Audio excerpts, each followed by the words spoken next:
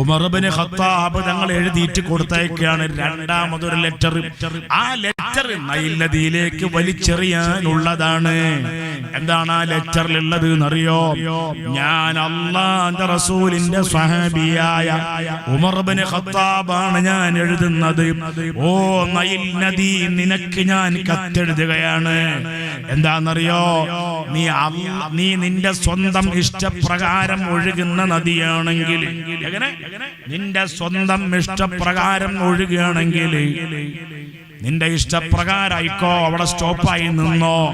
അതല്ല, പടച്ച റബ്ബിന്റെ കൽപ്പന പ്രകാരം ഒഴുകുകയാണെങ്കിൽ നീ മര്യാദക്ക് ഒഴുകിക്കൊള്ളണം. മര്യാദക്ക് വെള്ളം മുന്നോട്ട് പോയിക്കൊള്ളണം. സ്റ്റോപ്പാകാൻ പാടില്ല. ഒരു പെണ്ണിനെയും ബലി തരൂല്ല, നരബലി തരൂല്ല. ഈ കത്ത് നൈൽ നദിയിൽ കൊണ്ടുപോയി ഇടാൻ വേണ്ടിയിട്ട് ഉമർ